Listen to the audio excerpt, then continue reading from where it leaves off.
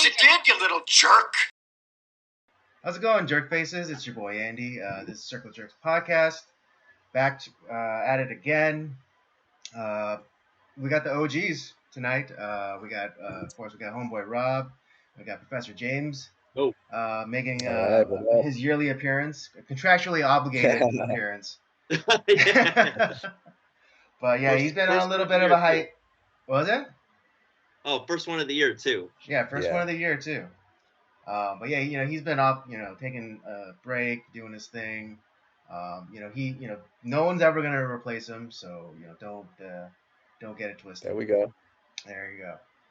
But tonight, it's a special Circle of Jerks podcast episode.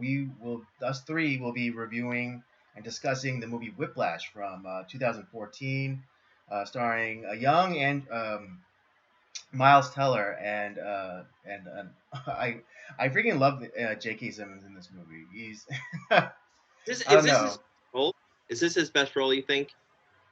I think so, 100%. At least one of them, at the very least. Yeah.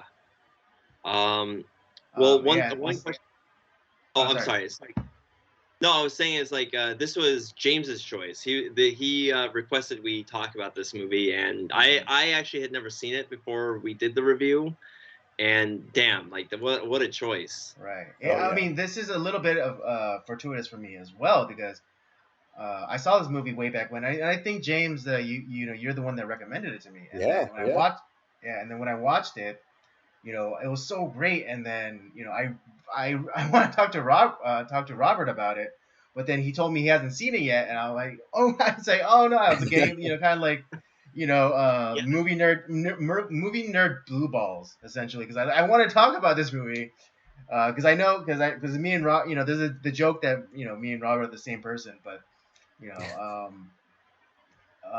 does have, he is his own man, and he has his own thoughts, and I really would like to have heard his take on it, particularly the ending. The ending is the like all the things in the movie prior to the ending it's just the build up, of course, because it's all about the ending. But for whatever reason, this movie just kind of I would have totally watched this back in 2014 had I known about it, and it just skipped my purview.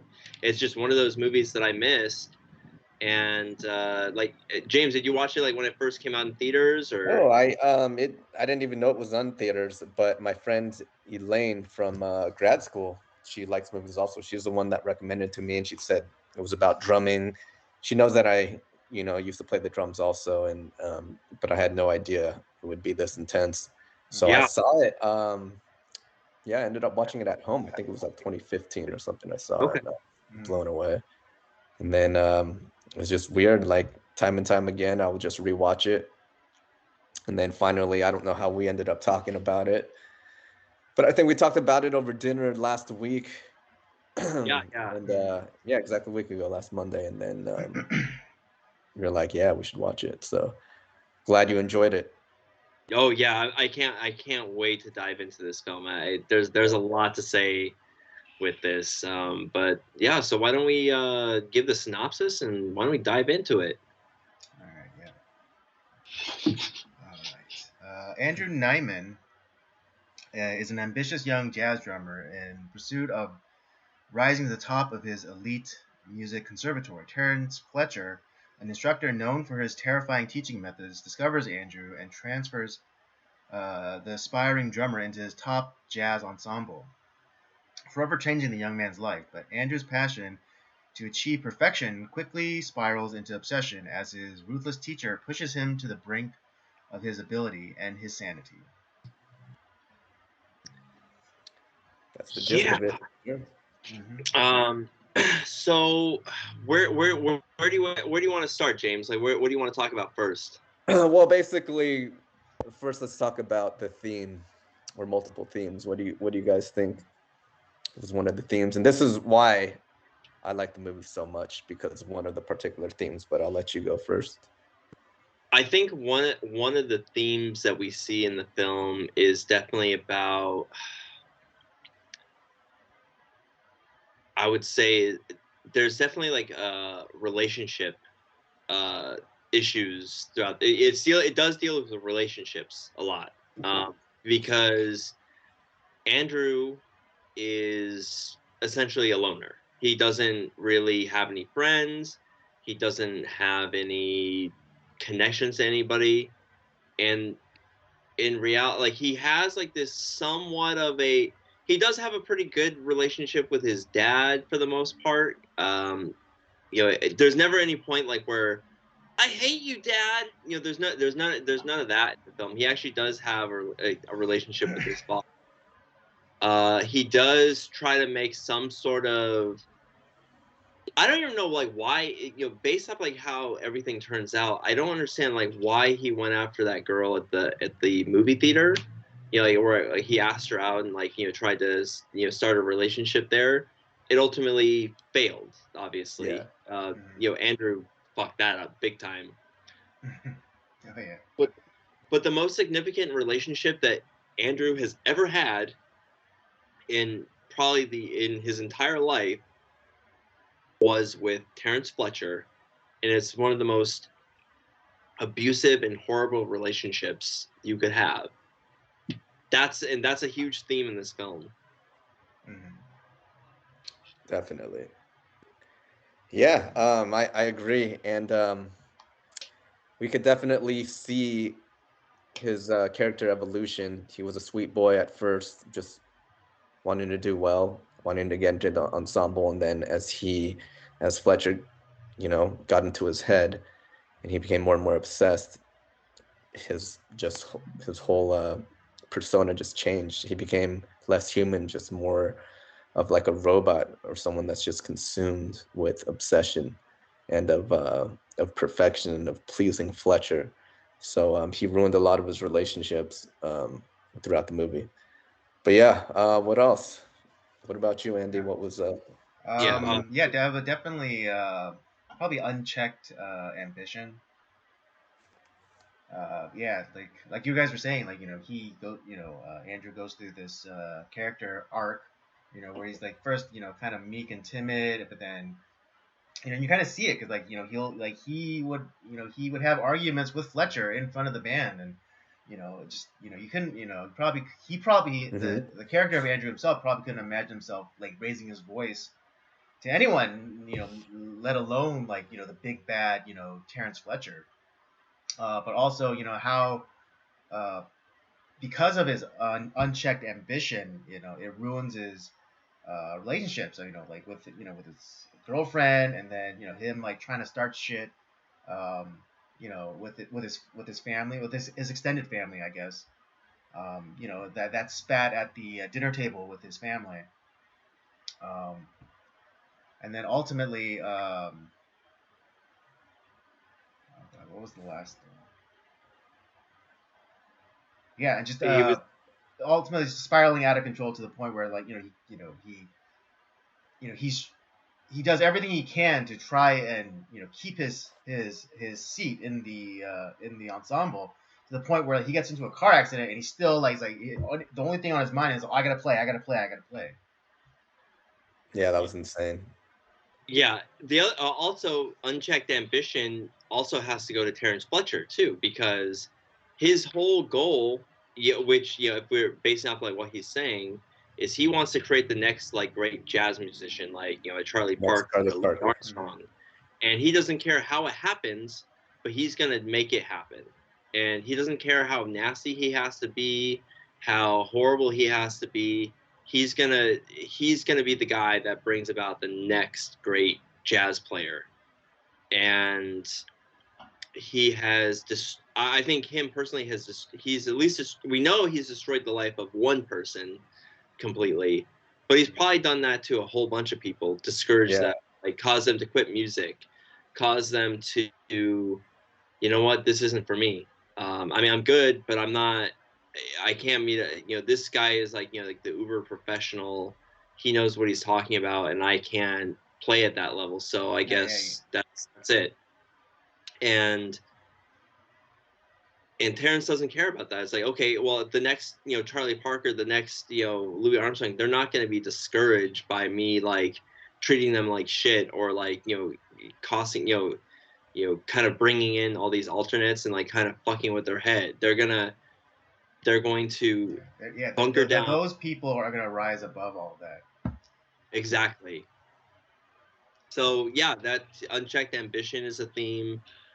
There's relationships that are a theme in this film.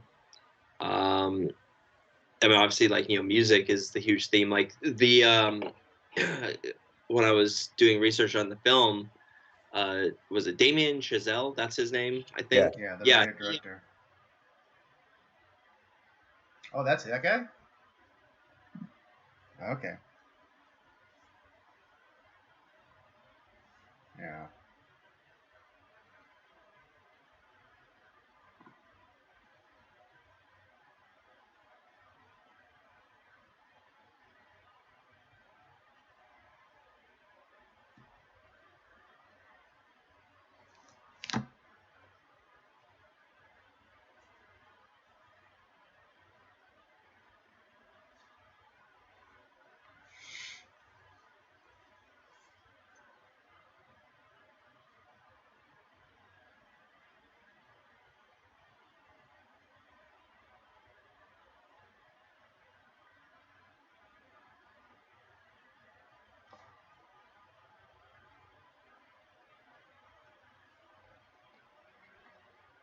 The Oscar for that. And he's like, the one thing that I think helped kind of help this production was the fact that when the camera was when they were stopping filming, J.K. Simmons turned into his real personality. He was because he's a really nice person. He's such a kind, gentle person, and so that made he's the voice of the yellow M&M. So exactly, but he just like it helped like kind of give a little bit of like breath to like okay, that scene was intense, but now I'm gonna joke around with my friend. Yeah, and it's like, but then when the cameras come back on, now it's like it's serious time, and I'm amazed. Like I like J.K. Simmons. He's a great character actor. I didn't know that he had this gear in him. Yeah. I wonder how it was really behind the scenes after that one intense scene. Or dragging. I really wonder how it was as soon as they said cut. Were they just laughing, or was it silent? That would have been interesting to really see. Yeah. I'm wondering if like, because I actually want to get the Blu-ray of this because it really touched me. I didn't think a movie about drumming would be so intense. Exactly. But yeah, I would love to see like some of the behind the scenes stuff of people, them talking about like how it all kind of came about. Yeah. Right. Really quickly, yeah. I mean, I've been telling this to Robert for ages now, but like, you were surprised that the gear that J.K. Simmons like inhabited for this role, but you don't get quite the intensity. But in the TV show that he stars in, Counterparts, he does tap into something darker, and I think you'll be pleasantly surprised.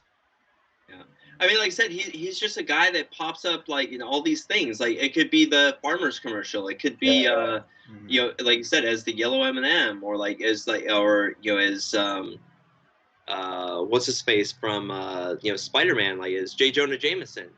And he does like all these like little small parts, like even though he might only be in it for like 5 minutes, but he definitely leaves his like stamp on there. Damn, he's really good. And then you get this performance, and it's like, which I think he won the Oscar for Best Supporting Actor. Supporting Actor. And this also put Miles Teller on the map too, because now he's in a bunch of stuff. I know he was in like the Divergent trilogy or Divergent series of movies. Obviously now most people will know him from like Top Gun Maverick, which he was great in. He was freaking fantastic. I actually kind of I was thinking about that. It's like when he was like kind of like working on like that final scene, I just kept thinking, it's like, don't think, just do. Miles Teller is interesting because like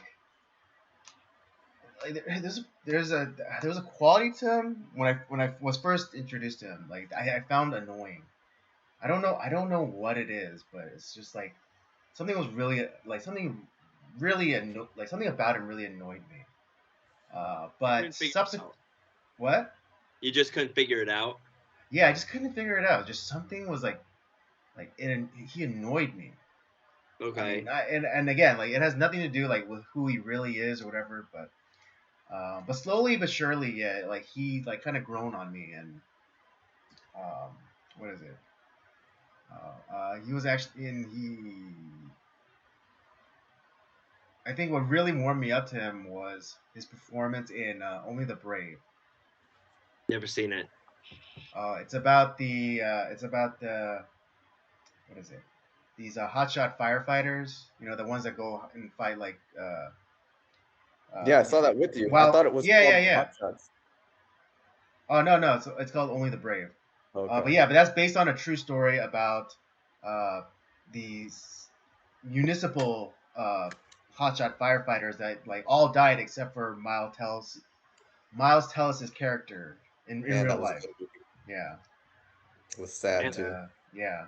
And I think that's the role that warmed me up to him.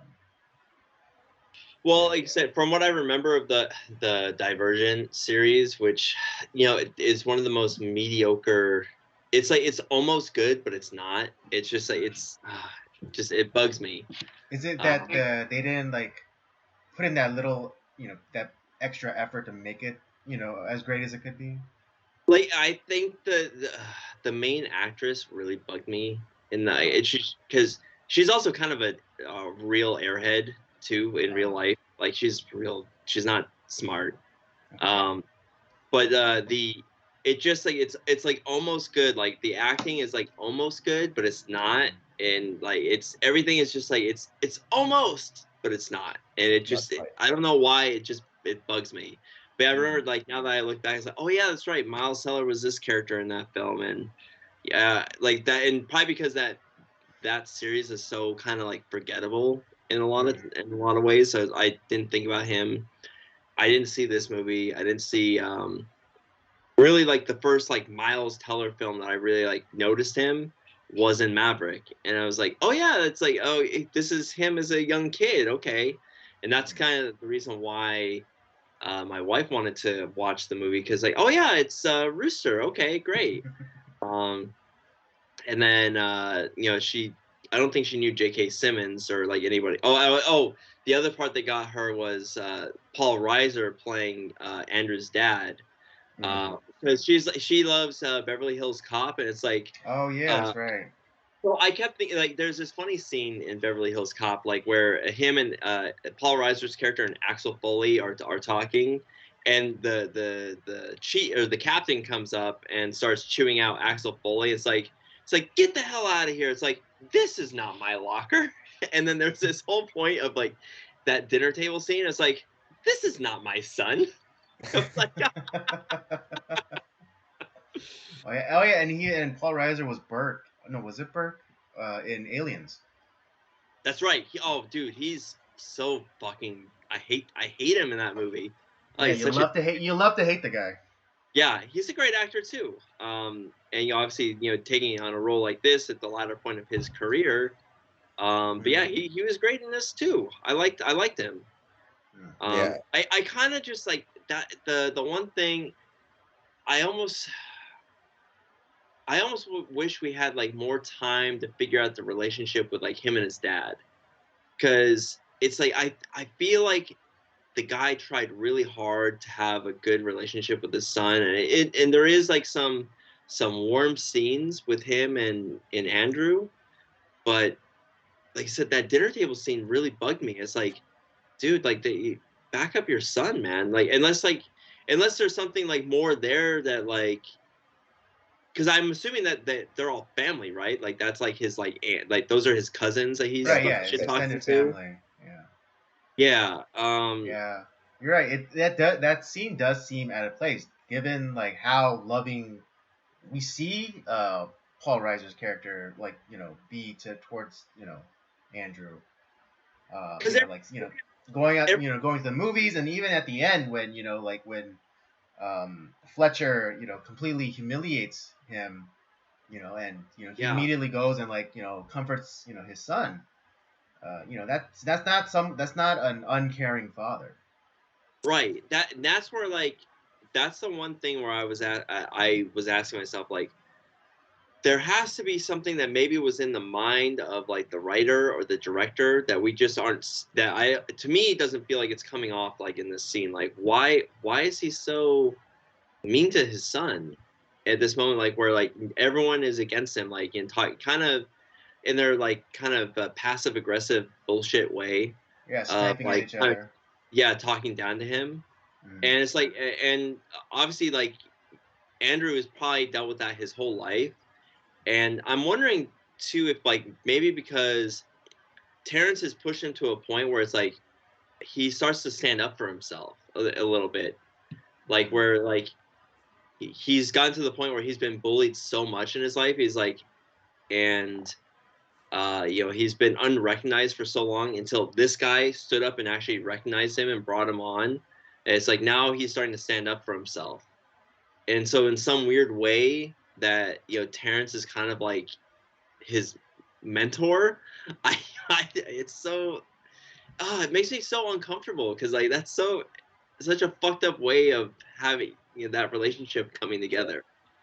Some of the reviews I saw, they were really getting into the dad's character, and he was very passive. Actually, he was kind of a pushover. Yeah. He was very average. He was a divorced husband and failed writer. He was this teacher, and he got Teacher of the Year. But other than that, he was just this average dude. And one of the biggest themes of the movie is about being excellent. And I think Miles Teller did not want to be like his dad in that way. And right before that dinner scene, when they were cooking, I think the dad was asking Miles Teller about, how everything was going. And, Miles Teller mentioned that I think he has a chance of being on the ensemble, and he's trying to impress the conductor. And then the dad was like, his opinion really matters to you, huh? Miles Teller goes, yes. And then you kind of see the dad's face kind of look like a look of jealousy. So maybe that's one of the reasons why he didn't back him up. Maybe he was kind of jealous, and maybe he just didn't want him to go that route.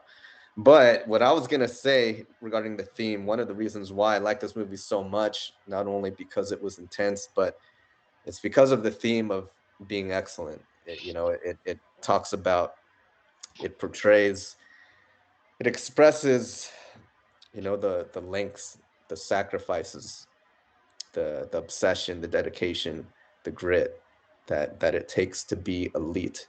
And in whatever it is, whether it's music or profession or sports, look at all the elite athletes. There's some level of obsession, and that always fascinated me because I'm a fan of mixed martial arts, for example. Right. I look at the best people in the world. I look at guys like George St. Pierre in grappling, this guy named Gordon Ryan, who's #1. And even in basketball, you look at Michael Jordan, Kobe Bryant. I don't know if you guys saw Save the Last Dance, but Save the Last Dance was an entirely different movie. We reviewed the whole thing, the whole documentary series. Yeah. So he was obsessed. He was so damn competitive, and Kobe Bryant, I heard, was the same way, just 100% obsessed. And he just, he eating, sleeping, breathing basketball, and that's what it takes to be #1. Just like my jiu-jitsu professor Hamila Bahal, dude's one of the best of all time, 5-time world champion. He's all about hard work, dedication, sacrifice, and I think this movie like portrayed that concept really well, especially on the concept of obsession. But it also poses the question, is there a fine line between dedication and a healthy form of obsession and grit and sacrifice versus being overly obsessed, where it becomes counterproductive and it ends up ruining your life and ruining your relationships? So I think there's always that fine line, So yeah, I have mixed feelings about that because I do respect that he went all in. That's why I like that dinner table scene a lot, because he's like, I want to be known, like I'd rather die young from a drug overdose, but have people remember me than be rich and old and have no one remember me. So I actually, a part of me admires that dedication. He wants to do whatever it takes to be the best. In those scenes where he's practicing on his own, bleeding, where he just gets angry and punches a hole through the snare, just doing whatever it takes to be number one. And that other scene where those three drummers are battling out. God, that scene is that's sweating, and they were just like pro so athletes. It's the same thing, even though it's the drums, but they're like pro athletes, just Yeah, and, I mean, and that's what life they're is. getting the blisters and and it's competition. Like who knows which one Fletcher would have chosen, but but it's competition. The thing is, I think that because Fletcher is competitive too. He obviously he's doing these competitions, and it's like I'm not gonna have my reputation ruined for because you guys can't get your shit together. Yeah, can't be on like my tempo on my this. So like there's that aspect. And then, but I honestly like Connolly and the redhead and like the other dude. I forget his name right now. But like, yeah, they're not good enough. Like it really was, it was Andrew who was the good drummer, the really good drummer. And we see that later on that it's like all Connolly was motivation to get you kind of like kick you in the ass, and the other guy was just kind of like he couldn't even the with the reason like he ended up losing his position is because he handed Andrew the music notebook, and then like Andrew left it sitting down. Like, that Fletcher stole that fucking notebook too. That's another. That's a very interesting theory. Yeah. That's the only person it could have been. Because maybe it was. You Fletcher. Really think? Here's the reason why. All right. We have that scene where Fletcher says, "If one of you motherfuckers leaves this guy, your goddamn notebook around, I'm going to throw it. I'm gonna fucking throw it away." And Andrew said, because Andrew was the alternate at that point. Why is the main guy handing him that notebook? And he sets it down for 2 seconds to buy a drink. He's thirsty, whatever. And then he looks down, and like when we don't know how much time has passed, but then when what's his face asks Andrew like, "Oh, I need my music notes." Like, why did he hand them to him in the first place? And so I think that somewhere I'm sure because Fletcher watches everything. He's watching that stuff. He saw that, and so he probably and he's a very silent dude. We see how sneaky he is after. The first scene of the movie, like where Andrew is focused on like practicing drumming, and all of a sudden, Fletcher's there. So I'm sure he snuck up. He saw this whole thing go down. So okay, you set your notebook down. You're not paying attention to it. Yoink. And I think this is because I think that he knew that Andrew. He's believing that Andrew practiced a lot. When he said that, like, I can do it. I know all the measures by heart. I don't need to look at a sheet, to do that. And it's like, all right, it's like, don't fuck up. And yeah, that's. I think so you think it was all premeditated. He knew that Andrew would step up. Otherwise, he would have screwed himself over. Yeah, because based off of like what we know, like there's that one student that he kind of like looked at that like no one else saw something in him except for him. Although that kid ended up not being able to handle it and ended up hanging himself, like ended up killing himself. And Andrew was kind of like what he saw probably in that kid. No one saw what he saw, but knew that like there was something there. And so this was like his second go around trying to, lead somebody down this path. Yeah. But that's another theme of the movie. It's that life is cutthroat, If you want to be the best in the world, you better show up and you better be on point with everything, and it can be taken away from you from one little mistake by, such as giving your notebook to someone and for like 10 seconds and not keeping an eye on it, you know, that costed him the whole position. Right. And I guess Yeah, it's ironic because Miles Teller's the one that lost it, but he ended up getting the job, and that's how life could work sometimes. And that is another interesting scene is when he said someone is out of tune, and it ended up he ended up getting a false confession from that one guy that didn't know whether he was in tune or out of tune. So he's like, yeah, it was you that was out of tune, but this guy didn't know whether he was in tune or out of tune, which is bad enough. So that that was pretty brutal too. But yeah, life is a competition, you know, and you gotta make sure you're on point with everything. And like Eminem said, you know, you gotta lose yourself, you know, take advantage of the moment because you might only get one shot. You know, don't blow it. So that's what I like about the movie because you know, I'm a competitive person through, for example, martial arts and whatnot, and it always fascinates me when I see athletes or fighters who are elite, who are the best in the world, and I always question what does it take. Going back to theme real quick, the other one, as you guys talked about, was abusive relationships, and particularly mental abuse.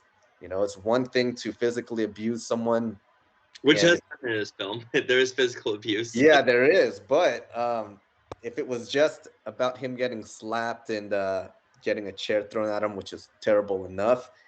I mean, if it's just physical abuse, I figure the abuser, their only focus is to get out of that. But you know, mental abuse is on another level because Fletcher literally he lived rent free in Andrew's head, and so he got Andrew on his own path of obsession.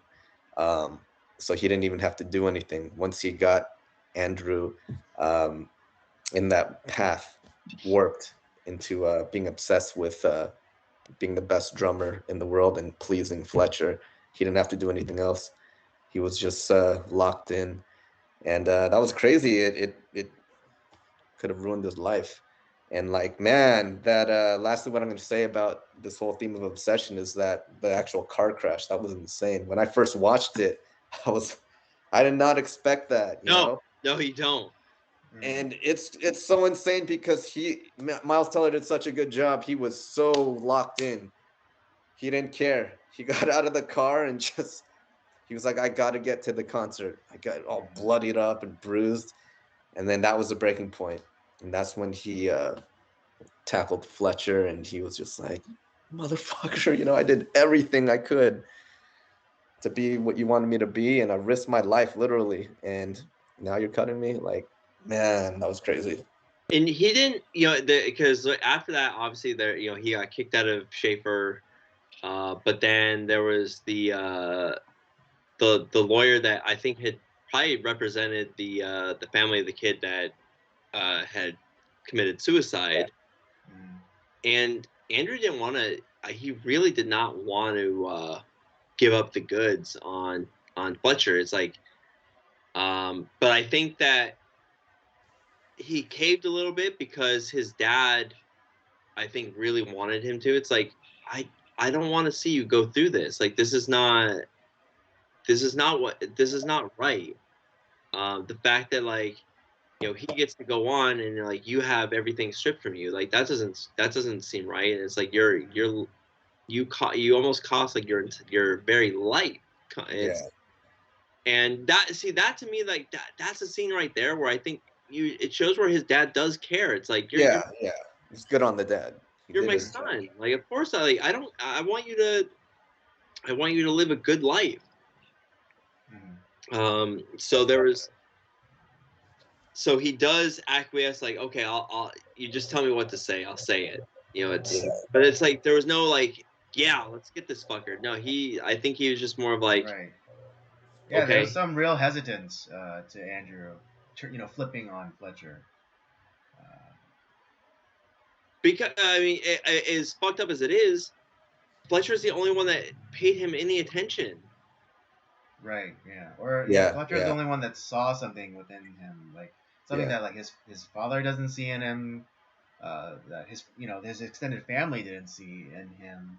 And I think even to an extent, like his girlfriend. I mean, I know like they just recently got together, but because I think as cold as it was, like his breakdown of the situation was 100% correct. Yeah, it was. It's like, listen, I have to do all this stuff.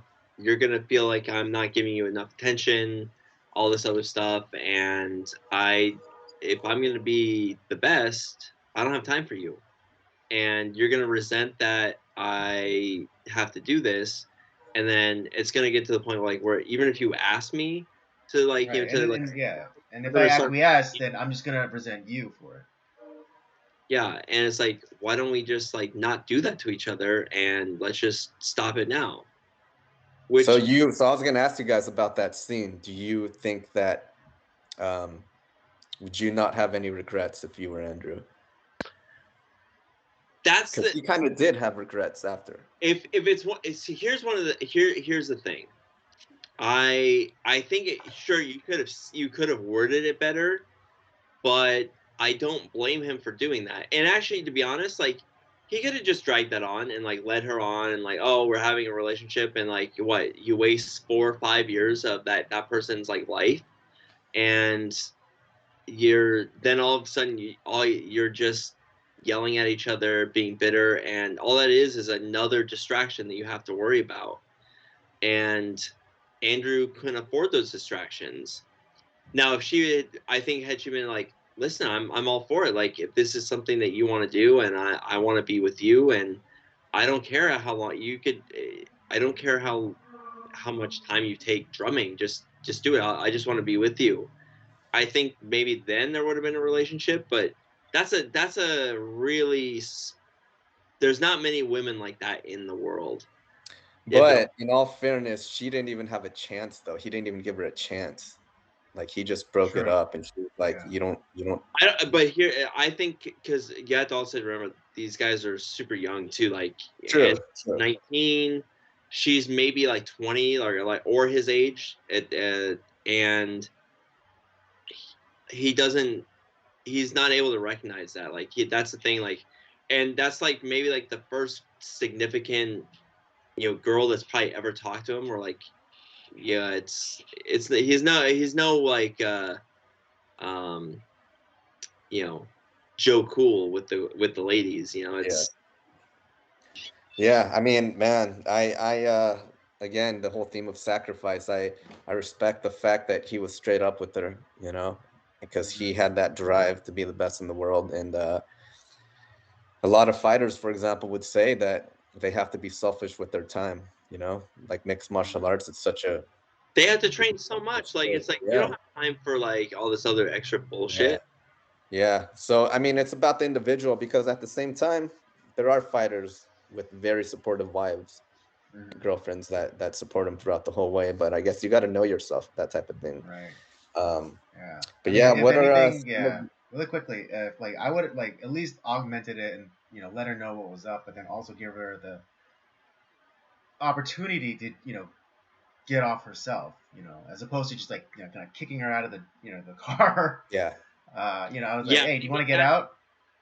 I think that I think that would have been the healthier way to go about it. It's like, hey, I'm gonna, I have to put I have to put all my attention in this one thing. I'm gonna give you, I'm giving you the off ramp right now. Do you want to take it? And and if she says like, no, I'm in it with you, then it's like, cool, then we can keep going. But yeah, just like his cold, like matter of fact, kind of breakdown of the situation is yeah, it was brutal. It was sad because they seemed like they had a good thing going on, and she seemed like a cool girl. She's cute too, and I think that's the one mistake that Andrew made, is like he should have like, listen, if you can dig that, then we can be together. If you can't, then let's just end this now. But he didn't even give her that chance, and I think that's where she's like kind of like well, fuck you, Andrew. Right. Yeah. See, gentlemen, always give him the option. Always give him the option. Yeah. But I don't blame Andrew for doing that. Like, he could have been a huge jerk and just kind of strung her along for years and didn't do that. True. It's about the individual. But so do you guys want to talk about anything else before we talk about the ending? Well, I think like the other thing that we had, because we did talk about how, yeah, after like the accident, Andrew kind of finally like kind of just completely breaks down, like starts trying to beat the shit out of Fletcher. Mm-hmm. But then we get then obviously there's the whole him and like his dad kind of like, hey, like you gotta speak up against this guy, and like it's not right that you have to leave the Schaefer Academy. Like, he's just gets away scot-free. But then like after that, you see like Andrew essentially gives up drumming, and it's probably like 8 months since he like it was a good maybe a year almost like he gave up on drumming. Like he didn't look at his drum kit. I mean, he has it still, but he put away in his closet. But yeah, we get the what to me is the key scene of the film, is where Andrew's just kind of like, he has an apartment that his dad set him up with. He's working at a some sort of coffee place, and he happens to he's walking along. He sees the jazz. You have the guy like drumming on the buckets, and he walks by this jazz club, and he sees Terrence Fisher's name on there. And out of curiosity, he goes in and sees the guy playing. And after they're done, it's like everyone's like, "Oh yeah, great, yeah," and then like he sees like Terrence look at him. He's like, "Fuck, I gotta get out of here." And then it's like they have this talk. They sit down and they talk, and this to me is the key scene of the film. This tells you we get a little bit of a. I guess I think this is real. Like the what Terrence is talking about, I think he's actually telling Andrew the truth. So he was being genuine. I think he was, but at the same, like we'll find out later, he's still kind of a huge asshole. Yeah. But I don't think that what he was saying was untrue. I think we're getting an actual look into like his mindset of like why he's such a dick.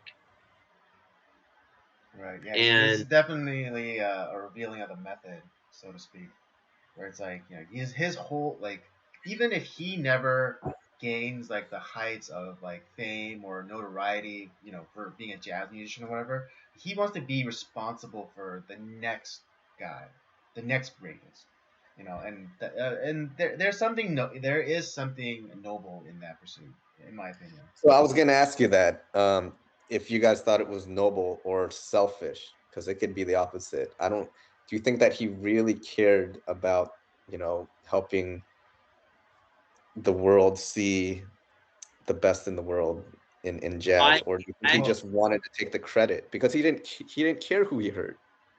Well, I think and when he was talking to Andrew, he kind of broke it down, because he was talking about like every time Starbucks puts out the quote unquote jazz record, jazz just takes another step into the grave, as it were, and he loves it so much that whether and he makes no apologies for his methods. He said like I'm not sorry for my methods, to bringing out the greatness in people, and I think he above all else, like it doesn't matter like that he is remembered for creating the greats. He just wants the greats to exist. Yeah. But it's also because you never see, he was never about like based off that conversation, it was never about him being great. He's not looking to be like the greatest conductor of all time. Right, exactly. He wants to bring about like in this medium, he wants to help create great musicians to like kind of to that can be remembered, and maybe they'll forget his name, but at least he did his part to keep the medium alive. Mm-hmm. And although he did it in a very fucked up way, he's think about it like this. We do a lot of movie reviews here, James, and considered one of the greatest film directors is Stanley Kubrick, who is known for being a huge fucking asshole. Yet he gets some of the greatest performances that are remembered. Obviously, like he was horrible to Shelley Duvall in The Shining. Like he was so bad to her, and yet and to a degree, it's like we had different ideas of how we were gonna get great performances, but what we got was really good. So that's how she admitted. It's like, yeah, it's fucked up what happened, but it worked out. And or like like there's so many examples of like him being a huge fucking dick to everybody, yet all his movies are considered like great classics. So there's something about that. Whereas like maybe this like one director, he's a really good guy, he's nice, but no one remembers his name, and like maybe no one remembers that movie. Whereas there's another question really that really quickly, it goes to what he said about Charlie Parker and Joe Jones. Like he could have when Charlie Parker messed up, he could have said like, oh, it's like good job, but then no one would remember Charlie Parker because Charlie Parker would have internalized that. It's like, yeah, I did a pretty good job, and not pushed himself to go and practice for a year and come back and like Fletcher said, like give the greatest solo in in jazz or whatever. So yeah, so that brings to the next question on the internet. With all these analysis videos, it poses the question: does the end justify the means? Does the end result justify the means of getting it? All the abuse and everything. He caused someone kid to commit suicide. He probably ruined a lot of other people's lives.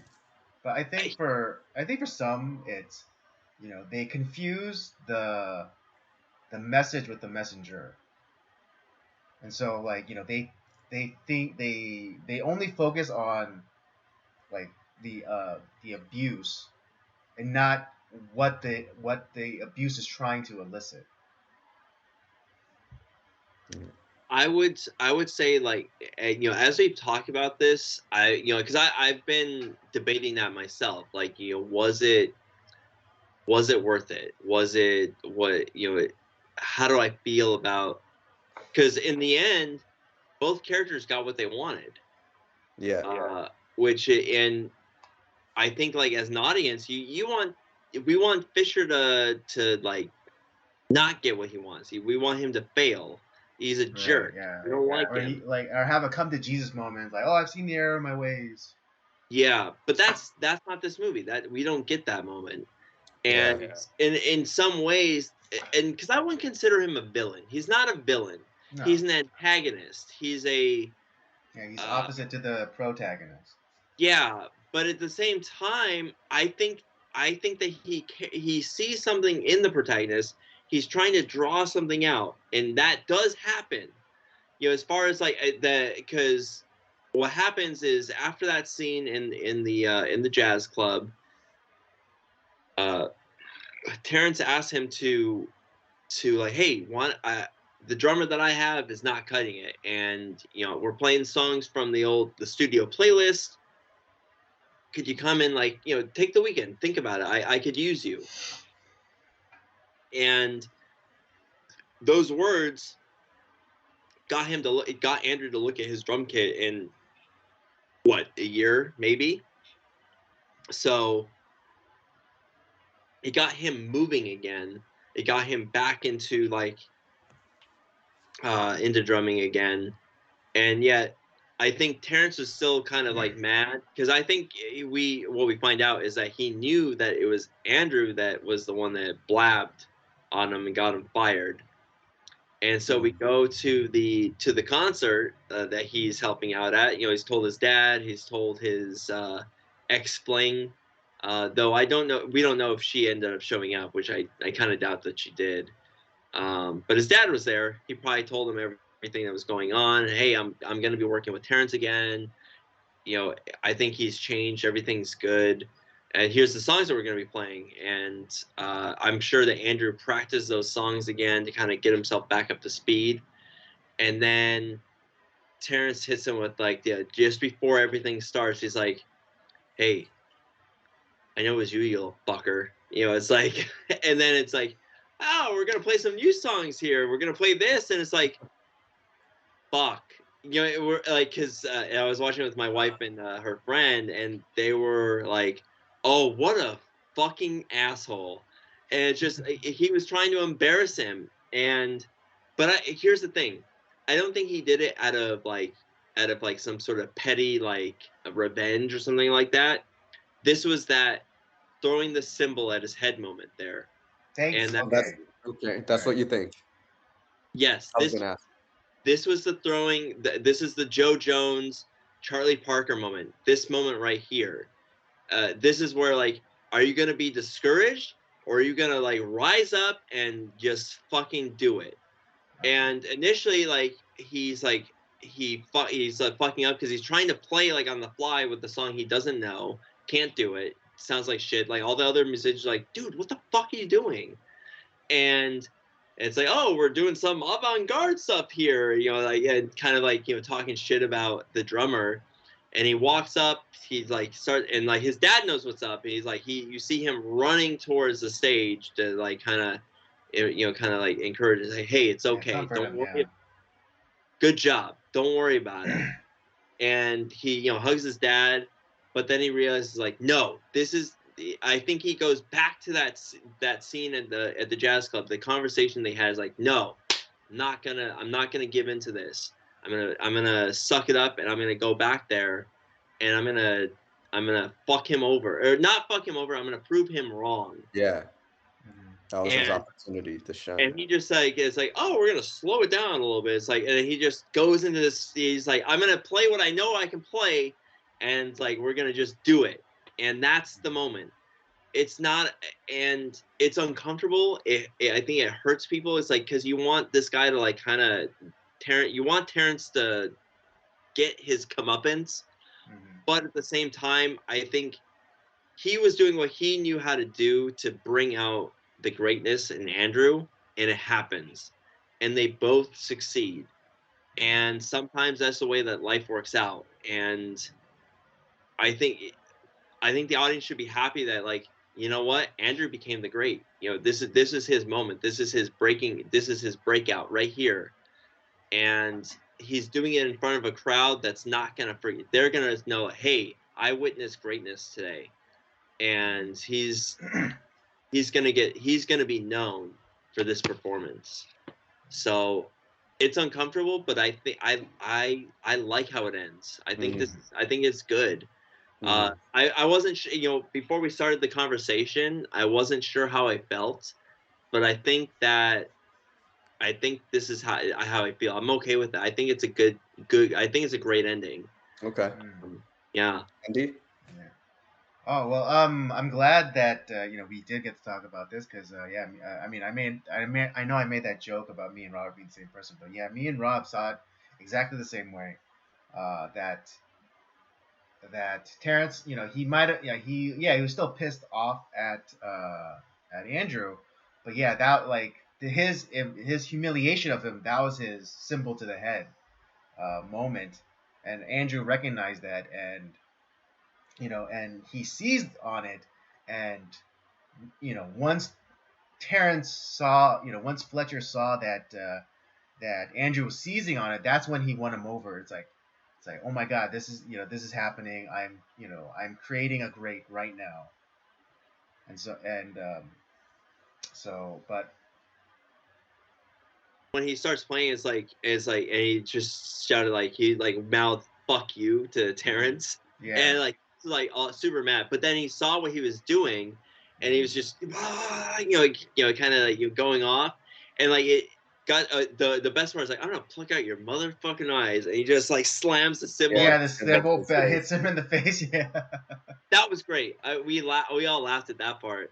But then, like, there was a point, like, where he was drumming so hard, he like knocked the cymbal down. It's like, Andrew, Yeah. what are you doing? Like, I actually think out of genuine concerns, like, Andrew, what are you doing? It's like, and he slammed the cymbal so hard it fell down, and you see like, you know, Terrence is like right there with him, and he picks it up, and he's like, yeah, you can do it. And he's focusing on him, and it's like there's this connection between them, and it's really fucking powerful. It's great. Yeah. Sandra, you feel the same way as Rob. You felt like it was a positive ending for both of them. Oh, you're talking to me. Oh, yeah. Because for a second there, I think you said Sandra. I was like, who's Sandra? Andrew. But yeah, I think this is a positive ending. And yeah, you kind of don't want Fletcher to get, what he wants, but at the same time, when you start seeing that, he's understanding what Andrew is trying to do in that moment, and he's like, oh, I want to be a part of this, and then he then becomes a positive force for Andrew, and like helping him, and like and conducting him like as a conductor, and letting him shine. This is his shining moment. And so and so like they're also able to get like this reconciliation. You see there's like those quick cuts where it's like Fletcher kind of conducts, and then Andrew responds. Yeah, that was great. Conducts, and then Andrew responds, and yeah, it's actually kind of beautiful. That part. Yeah. So I'll say, I guess all three of us are in agreement on the ending because, well, first off, I personally think the way I was thinking about it is that I was thinking you guys are both saying that that whole last act was Fletcher throwing the final chair, so to speak, kind of like as a test to Andrew. For me, and all of this is up to interpretation, I was thinking the same thing. Was this all planned out by Fletcher? But I kind of think that he really was just trying to screw him over because he was pissed. But in the back of his mind, I think he may have been thinking like, I'm going to screw this kid over. He's never going to play the drums again. This is it. But if he does end up proving himself, then even better. But I don't think Fletcher expected Miles Teller to come back. I don't think he expected him to come back. He looked genuinely surprised. But then Miles Teller, he stepped up to the plate, and he led the final song. He took control. He was in charge. So he was no longer mentally enslaved by Fletcher, and I think that was the breakthrough. He did it on his own. And then they both, as we were saying, they were both in that flow state, which was beautiful. It was at that moment, it was just all about the music. It wasn't about abuse and do things my way, and they were just lost in the music, and they were actually harmonizing and working together. And so at the end, I think they both got what they wanted. Miles earned it because he stepped up and he took control. He did it his own way. He was no longer doing it to please Fletcher, but he was there to just prove himself. However, other people interpret it differently because at the way end, some people say no, Fletcher. It was a dark ending. It was a deceptive ending because Fletcher got what he wanted. Because at the way end, if you notice, and I looked at it again yesterday, at the way end, Fletcher smiles, he grins, and then when Andrew looks at him, and after he sees Fletcher approving, then Andrew smiles. So it's kind of like some people are saying that Fletcher actually. He still manipulated Andrew. He got what he wanted, but I don't know. I don't see it that way. I think they both achieved. No, I don't think it was a manipulated ending. I think it's like I think he was smiling because like I did it. It happened. Yeah. I'm witnessing a great musician coming to fruition. I didn't see it as like some manipulative moment. It's like I think they both smiled because they recognized like they both achieved what they were trying to do. Yeah, that's the way I saw it too. But it was just interesting because there's all these Yeah. Contrasting views on it. But that's the beauty of it. It's open-ended. And like, who knows? Maybe I think the director did say, I watched a review where Damien Chazelle, is that what his name is? Yeah. He was saying that most likely Andrew Neiman ended up like Charlie Parker, dying with the drug overdose in his 30s. But it's open-ended. Maybe he did, maybe he didn't. And the thing is, in the dinner table scene, if that did happen, Andrew said himself he would be happy with that because he was known. He would have been known anyway. He said, I would rather die young, drug overdose, as long as I'm remembered. So still, I think it's still a happy ending, so to speak, in the context of the movie. But yeah, that was excellent. Very good movie. Yeah, it really was an excellent ending. It, like I said, and there's so many like ways you can view it, and you can see things in certain ways. Like, you know, are you on Terrence's side? Are you on Andrew's side? You know, and what do you do with all that? Because it is very uncomfortable. I was uncomfortable the entire movie. In fact, I actually thought this was gonna end up like Black Swan, where like Andrew was gonna like die of like an aneurysm or a heart attack. Like, I was just waiting for that moment. It's like, dude, this guy's gonna fucking die. You know? I thought it's like his fingers are gonna like burst, off, like for drumming like so hard. Yeah, but that's not what we get. We do get like where it's like it's like, and I think the scene like too, like, because there's a moment like where everything just kind of like starts to fade out, and that like it's just you just see like the moving. It's like it's very faded out, and it's like, oh, right, he's not. He's not. He's just in the zone. Like he's not. He's just seeing the music. Yeah. You don't hear anything, and there is, when it comes to like like what you said, like this is a music. This is a music movie that's almost a sports movie, like where you have that moment, like where the greats have those moments where like everything is just like, ooh, and like you're so focused, you don't hear anything, you just see what you have to do, and then they do it. I'm sure that the stuff that this is what Jordan, Bryant, Dale Earnhardt, Babe Ruth, whoever, who all the greats are in sports. Same thing with like I'm sure the MMA fighters. It's like there's like all of a sudden all the audience goes away, everything fades away. They just see what they have to do. It's like, and then they win. And there's just something like that's something that the greats, they just go to that next gear that like regular people like me, I don't see that. It's like I thought this was a great movie, and they're even more amazing. So I was wondering, it's like, man, like how did they make this? Because how did they get all this music together? Because I'm wondering, like, man, this is really this would be too much for an actor to do. Well, it turns out that Miles Teller's already a musician. Yeah. So he's doing all of his own drumming. Yeah, that was all him. Yeah. That's amazing.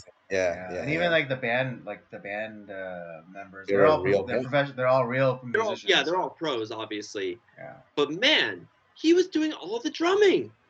Wow. Yeah. I didn't know. I was so shocked by that news. Yeah. I was like, there's no way that they're faking this. Like you can't just like, he's at the drum doing all the stuff. I mean, did they get like some pro and like they kind of like merge the sound or whatever? No, it turns out that was actually him playing, and like him like I think there was a few scenes like where they had like a stunt double, I think, for certain shots to get like certain things, but all the music was his. All the sound that you hear, that's Miles Teller playing the drums. Whoa. And it just made me like, this guy is amazing. Yeah, for sure. Talented. Yeah, don't sleep on Miles Teller.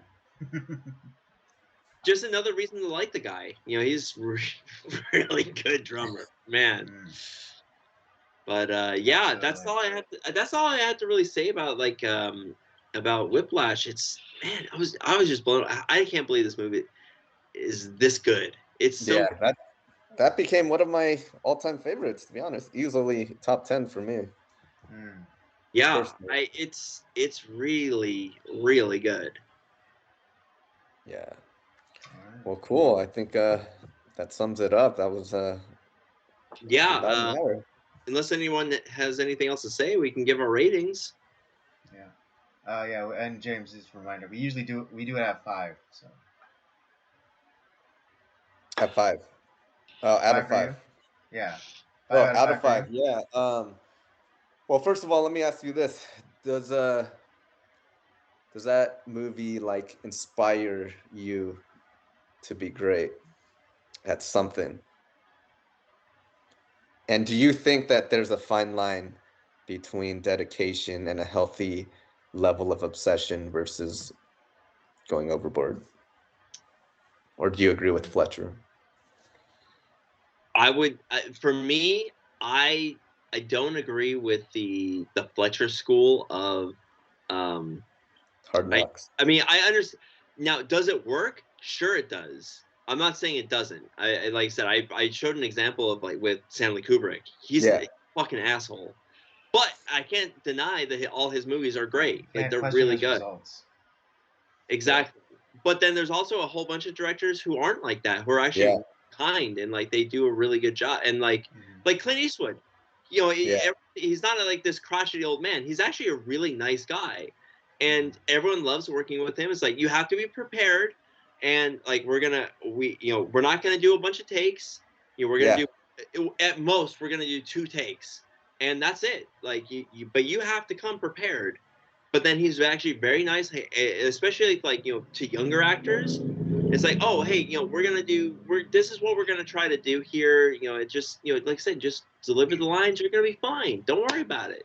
And he's very nice. People like working with him. And he has more movies than Kubrick did, and some of them are okay. But then there's a lot of them that are really good. Yeah. And like $1 Million Baby, that's considered like one of I would say probably one of his best. Yeah, Gran Torino also. I still haven't seen that. Yeah. Gran Torino? Oh no, Gran Torino, yes. $1 Million Baby, no. Oh, okay. You've never seen? Have you seen it? I've never seen $1 Million Baby. I've seen Gran Torino. Whoa, you've never seen $1 Million Baby? My goodness. It. Oh man. I know. It's on the queue. It's on the queue.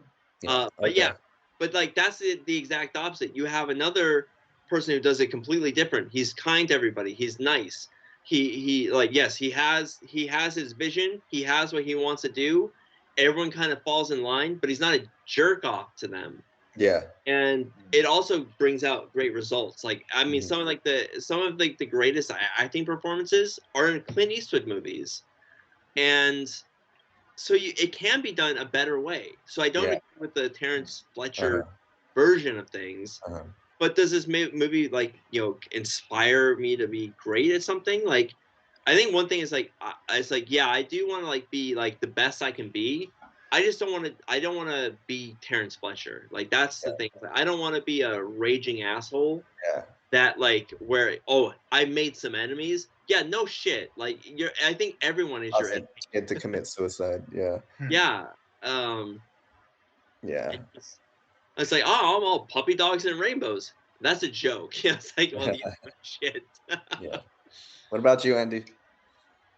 Yeah, I mean, I don't necessarily agree with the Terrence Fletcher school, but I understand it, and I think, a certain, more restrained application of that methodology can yield results. But again, that being said, because I was just reminded of a teacher, not at the art school that I went to, a different art school, who was kind of like a Terrence Fletcher in that there was rumors or stories about this guy, like during like critiques, if he didn't like there's one student that he didn't like the work, he took it down off the wall, he put it down on the ground and then stood on it and then continued on with the critique.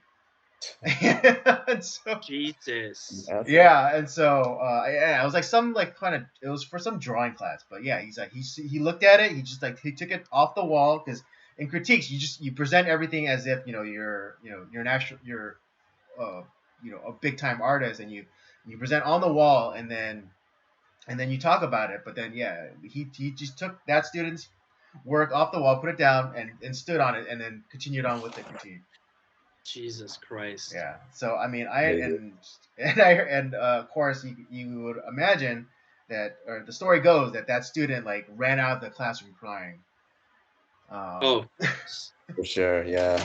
Yeah. Well, I So think yeah, again, yeah, I think all three of us are in agreement about that. I feel like I understand his method, but I think if he toned it down at least a little bit, it would have been even better. Because again, looking at a coach like Phil Jackson, he's like arguably the best NBA coach. How many rings does he have?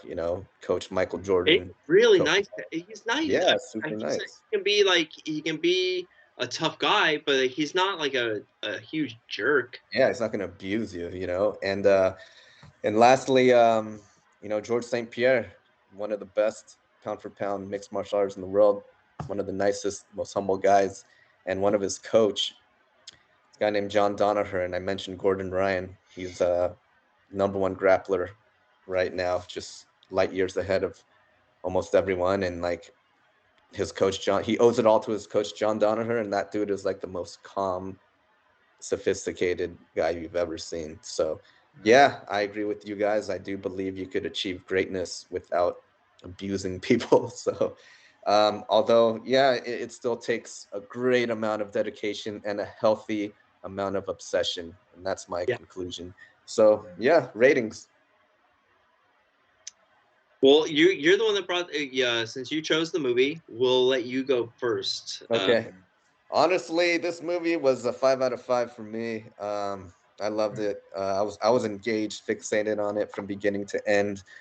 I love the concept of it, the theme, just the the twistedness of it, the delivery, the acting, the writing, and how it's open ended. So there's so much kind of like different interpretations of some of the themes, especially the ending. So I loved it, and it inspired me too. A lot of movies don't really inspire me that much. A lot of it is just for entertainment, but this one does inspire me to be excellent, pursue excellence. Andy, how about you? For me,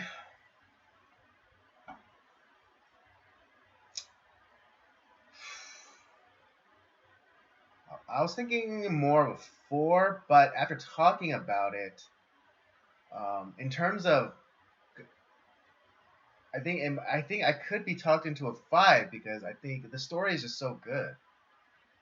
I